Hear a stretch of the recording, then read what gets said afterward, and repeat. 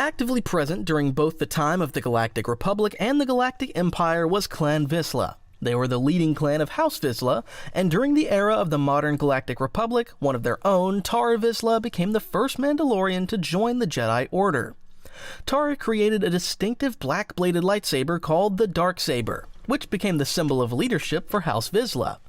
He was later made Mandalore, uniting the entire Mandalorian people under his leadership. Even after his death, the Darksaber was retrieved from the Jedi Temple during the fall of the Old Republic and was used to unify his people. During the Clone Wars, Tar's descendant, Vizsla, became the leader of the Mandalorian splinter faction known as Death Watch. They believed that Duchess Satine Kryze of the new Mandalorian faction had a weak rule that diminished Mandalore's reputation as a fierce warrior society, so they staged a coup against her. Even after forming an alliance with Count Dooku, their coup ultimately failed. In 19 BBY, after rescuing Darth Maul and his apprentice Savage Opress, Vizsla saw another opportunity to overthrow Duchess Satine. He allied with the Sith agents, agreeing to assist them in seeking revenge against Jedi Master Obi-Wan Kenobi. They succeeded in taking control of Mandalore, but Vizsla was later beheaded by Maul in a duel. Maul then declared himself the leader of both Mandalore and Death Watch. Bo-Katan Kryze, Vizsla's top lieutenant, who had earlier expressed doubts about Maul and Savage Opress, refused to accept Maul as her new leader, and fled with other Death Watch members. She was later installed as regent during the transition from the Republic to the Galactic Empire, after Maul was removed from power. Although Bo-Katan was eventually removed by the Empire, with the support of Clan Vizsla and several other clans, she became the new Mandalore. In the New Republic, Paz Vizsla and his son Rangar, descendants of Tar Vizsla and members of Clan Vizsla, attempted to seize the Darksaber from Din Djarin, but ultimately failed. Paz later sacrificed himself to save his people from the terrors of a lake monster. Well, the General has been making additions to his collection for several years now, and if you're anything like me, you've probably imagined what it could be like to own a saber yourself. So that's why I started my own store called Stickman Sabers, with a singular goal in mind. Make sabers that look amazing, being inspired by iconic designs, but specifically built to actually duel with. No worrying about babying them, just pick them up and go ham. They're equipped with state-of-the-art pixel technology, giving off an incredibly bright light that will light up the darkest rooms out there. And obviously have that iconic hum, just feels right the moment you switch it on. And for a limited time, if you pick a collector's saber up, you'll also get 2 combat sabers for free. So, if you ever thought about starting your own collection, this is a pretty good place to start. Links in the description, and now, let's get back to the video. This Mandalorian clan once had a duke, but he was killed in the midst of the Mandalorian Civil War and was succeeded by his daughter Satine Kryze, who became the Duchess of the clan. The clan was notably unconventional compared to other Mandalorian clans. Satine Kryze sought to rebuild her world and lead her people from the capital city of Sundari, not as Mandalore but as Duchess, governing with the aid of a prime minister and other ministers. Under her leadership, Mandalore enjoyed a period of peace and prosperity, abandoning the warlike traditions for which Mandalorians had long been known. However, this peace would eventually be threatened by their own kind. Satine and her followers became known as the New Mandalorians, a pacifist faction. In opposition stood the rogue and militant Death Watch, who sought to seize control of Mandalore. Before turning their attention to Satine's government, Death Watch first overcame the third Mandalorian faction, the True Mandalorians, and then advanced against the New Mandalorians. Despite the growing threat posed by Death Watch, Satine Kryze remained resolute in her defense of her people. She remained loyal to the Galactic Republic and refused to submit to the Separatist rule. The greatest danger, however, came from within, when she discovered that the leader of Death Watch was a trusted ally of hers, Governor Vizsla. Throughout several assassination attempts orchestrated by Death Watch, the Duchess was protected by her close friend, and one for whom she held deep feelings, Jedi Master Obi-Wan Kenobi, along with Senator Padme Amidala. One prominent member of Death Watch who openly opposed the Duchess was her own sister, Bo-Katan Kryze. Over time, Bo-Katan would turn against Death Watch, joining forces with Kenobi and Corky Kryze, their nephew, to fight against the faction and help rescue Satine. Tragically, Satine Kryze was ultimately killed by Darth Maul, drawing her final breath in Kenobi's arms. Her death marked the beginning of the end of Clan Kryze's dominance over Mandalore as a whole. In 25 ABY, the Great War was fought between the New Republic and a nomadic species known as the Yuuzhan Vong. Fleeing their own galaxy, this species invaded with the intent to conquer the galaxy. During this period, the Mandalorians, led by Boba Fett, acted as double agents, and it was within this era that Clan Beviin emerged. Before the war, two male Mandalorians, Goran Beviin and Medra Vassar, established a farm on Mandalore after marrying, which they named Beviin Vassar Farm. Vassar was a blacksmith, while Beviin was a bounty hunter. The farm complemented their respective professions. The Mandalorians were among the first to encounter the Yuuzhan Vong. Mandalore Boba Fett, along with several other Mandalorians, witnessed their arrival, and Fett was informed by a Yuuzhan Vong scout of the species' plan to enslave and rule worlds across the galaxy. He agreed to cooperate with them on one condition, that Mandalore's sector would remain unharmed. This agreement, however, was part of Fett's larger strategy to ultimately defeat the invaders. While the Mandalorians outwardly acted as allies, an underlying plan to destroy the enemy was already in motion. During this time, Goran Beviin served as a Mandalorian protector under Boba Fett's leadership. At one point in the war, the Yuuzhan Vong engaged New Republic forces on the vulnerable planet New Holga. This conflict provided an opportunity for the Mandalorian protectors to gain the trust of the New Republic by supplying them with intelligence about a Yuuzhan Vong warrior named Bralor, who had been sent to hunt a Jedi named Kubariet. An attempt to mislead Bralor resulted in a confrontation. Although Beviin ultimately killed the Yuuzhan Vong warrior, one of their own was lost in the process. Her name was Brika Jaban, and afterward Beviin adopted her daughter, Dinu Ajaban. At the start of the Second Galactic Civil War, Clan Beviin allowed Mandalore Fett, who was a close friend of Goran Beviin, to live with them on their farm. During his time there, Fett immersed himself in the ways of culture of the clan. The most renowned among the Mandalorian clans was Clan Ordo, situated on planet Ordo in the Mandalorian sector. The first and most prominent member of this clan was Clan Ordo, who lived long before the rise of the Galactic Empire. He fought in the Great Sith War, and more notably in the Mandalorian Wars, which lasted from 3976 BBY to 3960 BBY. During the Mandalorian Wars, he served as a commander. After defeating an Altherian fleet nearly 10 times the size of his own, he was granted command over a large portion of his clan. Against the Republic forces, the Mandalorians employed harsh and destructive tactics, often involving the destruction of entire worlds. Although these actions were not pleasing to Clan Ordo, he believed they had no choice but to dominate territories held by the Republic fleet. He was also dissatisfied with what he saw as the Republic's weak and cowardly tactics, until a Jedi Knight named Revan defied the Jedi High Council's orders. Ordo viewed Revan as a worthy opponent, and saw his strategies as similar to those of the Mandalorians. However, his admiration for the rebel Jedi did not prevent the Mandalorians' eventual defeat. Later, during the Jedi Civil War, Clan Ordo worked alongside Revan, but only after Revan's mind had been altered, erasing his memories and identity as a Sith Lord. Ordo had also become a well-known Mandalorian mercenary. Though he was deeply dissatisfied with his life, he felt that the missions assigned to him by Kang were beneath him. Meeting Revan marked a turning point, as Ordo followed him on more challenging missions and frequently shared stories of his past battles. With Revan's help, Ordo recovered Mandalore's mask and claimed the title Mandalore the Preserver. He then began his campaign to reunite the Mandalorian clans.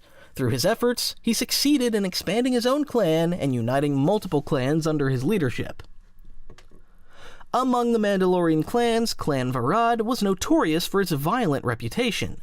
Their hostility was the result of years of raiding and most likely the harsh leadership of the clan. Their leader, Chieftain Mavericks Varad, was a recognized bloodthirsty warrior who subjected his men to extremely intense combat trials. Those who failed to meet the required standard were often used for sport, either hunted by younger members or forced into sparring matches. Clashes with other clans were not uncommon. Around the time of the Cold War, Mavericks had a confrontation with the ruling Mandalore, Ardis Locke, also known as Mandalore the Vindicated. Locke had no respect for Mavericks and referred to him as a rancor foaming at the mouth. As a result, Clan Varad was barred from the Mandalorian stronghold of Geonosis. This conflict escalated into open confrontations, including attacks on Republic and Imperial forces and the plundering of a Republic warship in pursuit of conquest. However, these actions ended disastrously. Mavericks and several clan members were killed by Imperial and Republic strike teams sent to reclaim the stolen ship. Remaining clan members were absorbed into other clans and given the lowest ranks. By 3626 BBY, the clan continued to exist under the leadership of Tyrus Brokenblade, Mavericks' nephew, who lost a hand in a clash with a Force-sensitive Twi'lek female, seemingly continuing the clan's reputation for hot-headed leaders. Despite this wild history, Clan Varad would eventually produce an exceptionally skilled Mandalorian thousands of years later, Shiloh Varad.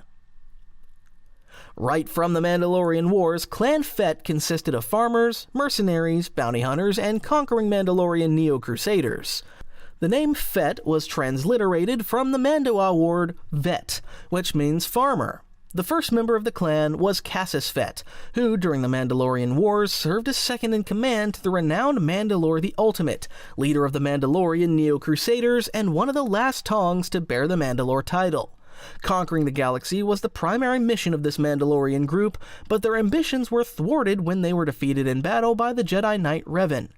Many years later, the clan would come under the influence of two Mandalorian factions, the peaceful New Mandalorians and the traditional warrior clans. In 60 BBY, a Fett family of farmers living in a Mandalorian sector known as Conquered Dawn became caught in a conflict between the Mandalorian splinter faction Death Watch and the true Mandalorians. This family, however, were not fully Mandalorian, as the eldest Fett was a journeyman protector. The leader of Death Watch killed him for sheltering the then Mandalore Jaster Muriel. His son was saved by Muriel and his squad, but his daughter was kidnapped and his wife was killed. The son, Jango Fett, trained under Mandalore Muriel and became a skilled fighter, eventually taking the role of Mandalore upon Muriel's death. After Jango's demise, his clone, Boba Fett, carried on his legacy, not as Mandalore, but as a bounty hunter, achieving even greater renown than his father. Later, Boba Fett would become Mandalore, fulfilling the dying wish of the previous Mandalore, Finn Shaisa. Other notable members of Clan Fett include Vorton Fett, a skilled commander and warrior, Como Fett, who under his leadership made the clan the most powerful among Mandalorian clans, and Murta Gev, Boba Fett's granddaughter, who was initially raised to hate him, but later joined him in rescuing her grandmother. Years before the Clone Wars, the father and leader of this clan, along with his Mandalorian mercenaries, found a boy wandering alone and living on the streets.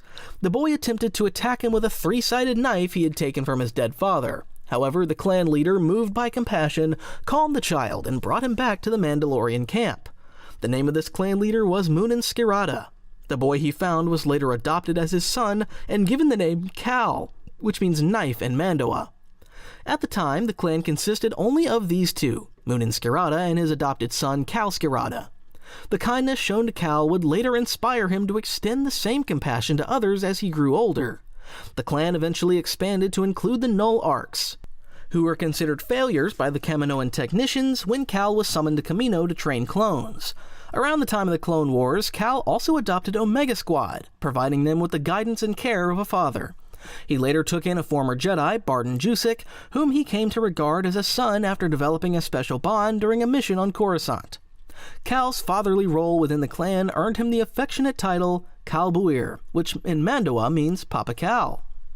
Cal Skirata, or rather Papa Cal, would go on to adopt even more people into the clan, including his own biological daughter, whom he reunited with after rescuing her from a Republic detention facility.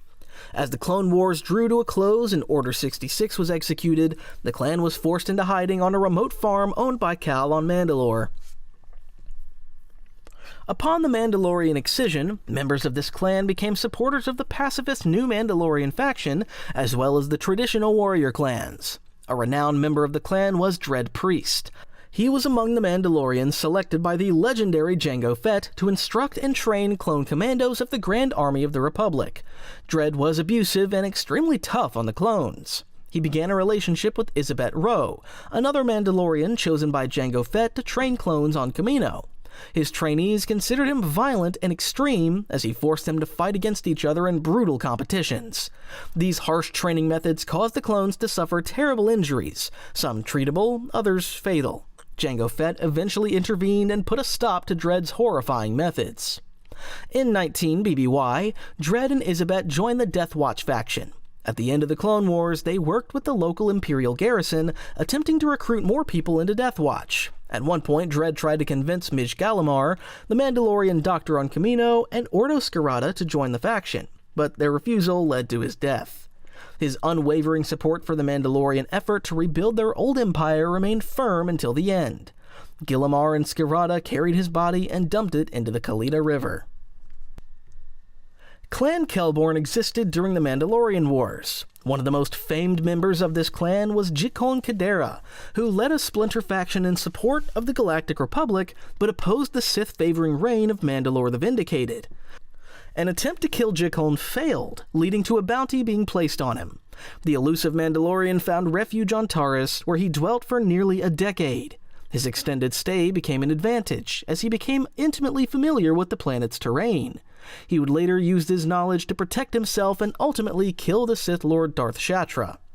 Many hunters visited Taris to capture Jikon, but they either gave up or died in the process. Hunting him became almost a cultural rite for bounty hunters, who made finding the elusive Jikon their top contract priority. However, at the beginning of the Galactic War, a hunter receiving help from Jikon's own son, Torian, took up the challenge. Jikon regarded him as a worthy opponent and challenged him to the game of annihilation, a Mandalorian ritual in which the loser must be killed and his legacy and memory fully erased. During the challenge, after being wounded and relocating his camp, Jikon was confronted by the hunter. It was during this confrontation that he discovered Torian was his son, and Jikon was eventually defeated. After these events, Clan Kelborn was welcomed back by Mandalore, reintegrated among its people, and restored to its cultural practices. The skull of a Mudhorn served as the signet of this clan, representing the fierce, large, horned creature they had slain. The clan was established during the New Republic era and had two members, Din Grogu, a Force-sensitive creature, and Din Djarin, a Mandalorian bounty hunter who adopted Grogu. Their relationship began when Djarin was on a mission to deliver a bounty to a client on Navarro. He discovered that the bounty was Grogu and hesitated to take him, knowing he was only a youngling. Upon returning to his ship, Djarin found that parts of it had been taken by Jawas. To recover them, he had to trade a Mudhorn egg. During this process, he was saved from the ravaging Mudhorn by Grogu, who used the Force to prevent the creature from crushing him. Fleeing from bounty hunters sent to capture the youngling, Djarin and Grogu moved from place to place, seeking help from allies such as Greef Karga, Cara Dune, and Kuil. At one point, while escaping through the sewers, they encountered the Mandalorian armorer, who acknowledged Djarin and Grogu as a clan and crafted the Mudhorn signet for them. When Grogu was captured by Moff Gideon, Djarin received assistance from Boba Fett, Fennec Shand, Bo-Katan Kryze, and Koska Reeves to rescue him. During the confrontation with Moff Gideon, Djarin bested him and secured the fabled Mandalorian darksaber for his clan. Grogu was later entrusted to Luke Skywalker to be trained in the ways of the Jedi, but he ultimately chose to return to Djarin. Bearing the signet of a Leonid species, symbolizing bravery, courage, and pride, Clan Eldar existed during the reign of the Galactic Empire. The clan joined other Mandalorian clans, such as Clan Wren and Clan Kryze, in the resistance against the Galactic Empire, pledging their allegiance to Bo-Katan Kryze. Their commitment to the cause and loyalty to Bo-Katan Kryze made them willing to lay down their lives, should that be the cost of victory. During the New Republic era, members of Clan Eldar became part of the Children of the Watch, an orthodox Mandalorian sect that strictly followed the way of Mandalore. They were primarily descendants of the notorious faction known as Death Watch. Another clan sworn to House Vizsla was Clan Saxon, whose actions proved them far more vile than Clan Vizsla itself. Clan Saxon was led by Gar Saxon, who served as a commander of the Mandalorian Supercommandos within Darth Maul's Shadow Collective during the Clone Wars, and later as an Emperor's Hand to Sheev Palpatine during the rise of the Galactic Empire. He eventually became governor of Mandalore, ruling the planet with the full support of the Empire. Clan Saxon was despised by numerous Mandalorian clans. House Kryze detested them for betraying and deposing its leadership in favor of Imperial rule. Fen Rao and Sabine Wren regarded Clan Saxon as traitors to Mandalore for selling their world to the Empire and betraying Bo-Katan Kryze, whom many believed to be the rightful ruler. Driven by his hatred for Clan Wren and angered by Sabine Wren's defection from the Empire, Gar Saxon imprisoned her father and sought to claim the Darksaber from her. Brutal and aggressive by nature, Gar Saxon was later killed by Ursa Wren during her efforts to rescue her daughter Sabine on Crow'Nest. Following Gar Saxon's death, his brother Tiber Saxon assumed the position of governor. He shared the same hatred for Clan Wren and sought their complete destruction. Tiber possessed a deadly superweapon known as the Duchess, which was capable of disintegrating Mandalorians by targeting the Beskar alloy in their armor. Ironically, the weapon had been designed by Sabine Wren, who had been deceived into creating it during her time at the Imperial Academy. Tiber Saxon succeeded in trapping Sabine in an attempt to further improve the Duchess, but she seized the opportunity to reprogram the weapon so that it targeted only Imperial armor. Sabine then escaped with her allies and sabotaged the Duchess's power core, causing Saxon's Star Destroyer to explode, killing him and his troops aboard. Following the same story of the infamous and elusive Jikon Cadera, tragedy befell Clan Cadera when the uprising he led against Mandalore the Vindicated was crushed and he was forced into hiding. The clan came to consist mainly of women and young children. His actions left a stain of dishonor upon them. His son, Torian Cadera, was often called Arutal, meaning traitor's blood, which caused him deep shame and resentment toward his father. Upon learning that his father was still alive, Torian resolved to remove the dishonor brought upon his clan by finding Jikon and taking him down himself. Joining forces with a bounty hunter who had earned the title of Grand Champion in the track down and kill contest known as the Great Hunt, organized by the Mandalorian clans, Torian located his father on the planet Taris. Together, Torian and the champion confronted Jikon in the Mandalorian death ritual known as Giroya Biharan, meaning Game of Annihilation. They emerged victorious, and during the confrontation the truth was revealed. Torian was Jikon's estranged son. Before finally meeting his end and being returned to Mandalore the Vindicated, Jikon took a moment to explain his actions to his son. Following these events, Torian chose to join the bounty hunter crew of the Grand Champion. He was later appointed top scout to Mandalore the Avenger and named the new chief of Clan Cadera. The leader of this clan was a criminal, and not just that, he was not even a Mandalorian. Consisting of pirates and slavers, Clan Rook operated under the leadership of Tayari Rook. They posed as a Mandalorian clan, mimicking Mandalorian customs, but ruthlessly murdered anyone who deemed it fit to expose their chicanery, especially to the true Mandalorians, who were bound by honor to eliminate false Mandalorians, or should I say their complete opposites. Being the crooks they were, Clan Rook succeeded in slandering the Mandalorian Clan Spar. Clan Spar had initially been allies of the Sith Empire until Tayari Rook falsely claimed that they had defaulted on a contract to destroy Jedi transport vessels, a contract that had never existed. The Empire wasted no time and exterminated the clan using poison gas. However, unknown to them, one member survived, Akavi Spar, who had been away with her lover, Gedyc Lone of Clan Lone. Before her people were killed, Akavi had pleaded with Clan Lone to save Clan Spar, but they refused. This betrayal caused her to sever her relationship with Gedyc and his clan. Later, some members of Clan Lone joined Clan Rook after being dishonored for failing to aid Clan Spar. Akavi Spar, however, pursued vengeance. She tracked Tayari Rook and his followers to the planet Nalhutta. Finding them encamped and unaware of their presence, she launched a relentless assault, killing Tayari Rook and ensuring that none within her sight escaped alive. During the High Republic era between 500 BBY and 100 BBY, a time marked by expansion, hope, and exploration, Clan Tal existed. Many years later, however, Aran Tal would become the last surviving member of the clan. His people were killed by the Galactic Empire on a single night, after Bo-Katan Kryze, leader of the Mandalorian Resistance, became ruler of Mandalore through her possession of the ancient Darksaber. This event became known as the Night of 1,000 Tears, also called the Great Purge of Mandalore. Arun valued the traditions of his clan, wore their ancestral armor, and bore both the pain and responsibility of their deaths. In 9 ABY, on the planet Vespara, Arun fought in the Grand Arena, where he participated in the Hunters of the Outer Rim competition in pursuit of fortune and glory. One of his major rivals was Imara Vex, a bounty hunter and member of Chanath Cha's orphans, whom Arun viewed as part of a low-life profession. Before the new Sith Wars between 2000 BBY and 1000 BBY, a deadly plague caused by the Blue Shadow virus spread throughout the galaxy. The virus eventually reached Mandalore, particularly affecting Clan Awaud. Aga Awaud, a Mandalorian mercenary, had been off-world when the plague struck Mandalore. He returned in 1058 BBY to find that many within his clan had perished and that his entire family had been wiped out by the virus. Though grief-stricken, Aga Awaud recognized the need to unite Mandalorian starships to defend their space from raiders and pirates.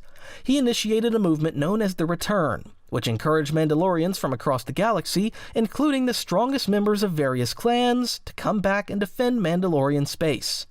As a result of his efforts, in 1051 BBY, Aga Awaud was named Mandalore and earned the title Mandalore the Uniter.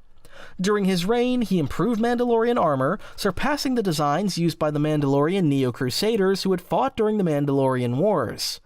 His armor became the standard model used by Mandalorians well into 137 ABY. Many years later, Mandalore was divided into 3 factions. The leader at the time, Nambaroya, eventually chose to leave the planet with members of his clan who wished to follow him, settling on Vlimith Port. Right from the time of the Mandalorian Wars, which began in 3976 BBY, Clan Bralor had existed. On the planet Mandalore, Norg Bral was home to Clan Bralor and possibly where the clan's name was derived from. The people of Bralor had a well-fortified settlement that provided them with peace and protection from all forms of invaders. However, as simple as this clan may have seemed, they ultimately betrayed their leader, Mandalore the Avenger, a title held by House Vizsla during the Third Galactic War, who became Mandalore after the death of Mandalore the Vindicated.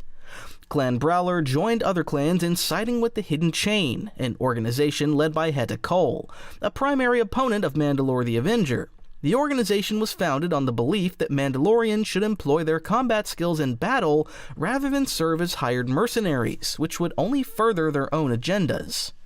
Clan Bralor also joined other defectors from the Mandalore's cause in attacking Port Nowhere, a former Hutt warship later converted into a mobile space station and a meeting place for various criminals.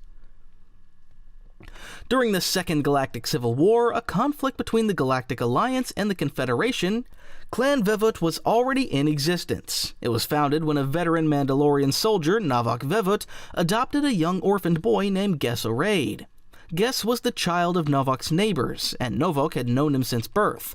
Although there was some friction in their relationship at the beginning, Novok trained Ges in the ways of the Mandalorian people, teaching him their traditions and customs. In 40 ABY, Novok and his son Ges met with the Mandalore at the time, Boba Fett, on the planet Dral at a local cantina. They discussed providing Mandalorian aid to defend Centerpoint Station, an ancient space station capable of moving entire planets with its tractor beams. The offer had come from Corellia's president, Thraken Sal Solo, to protect the station against the Galactic Federation of Free Alliances, an interstellar republic formed from the New Republic after the Yuuzhan Vong War. Although both father and son were initially hesitant about the mission, Ges met a bounty hunter there, Murta Gev, Boba Fett's daughter. Their conversations eventually developed into a romantic relationship.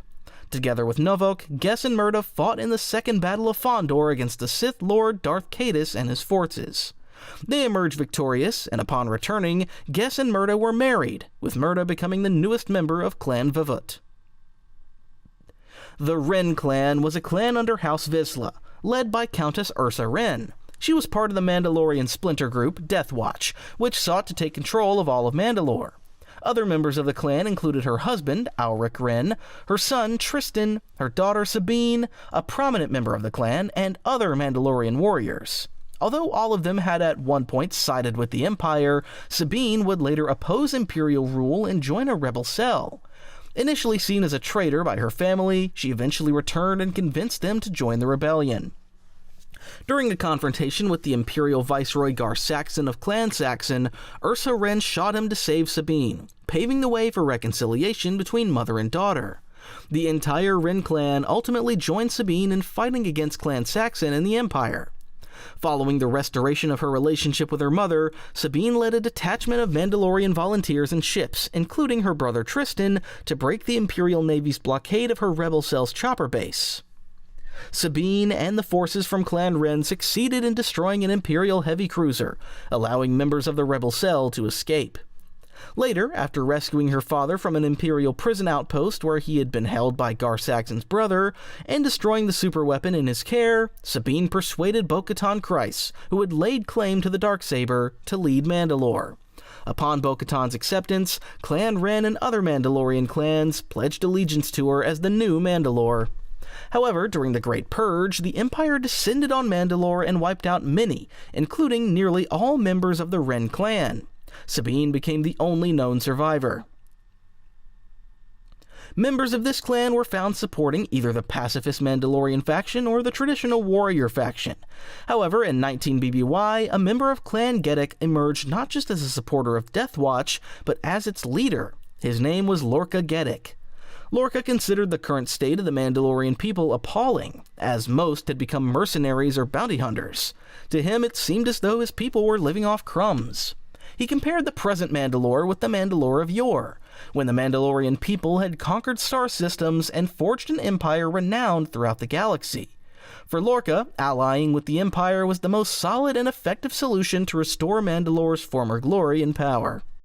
Oh, and again, for a limited time, every Stickman Saber purchase comes with 2 additional combat sabers, so you're more than ready for your own duels. If that sounds like something you'd want to look into, the link's in the description.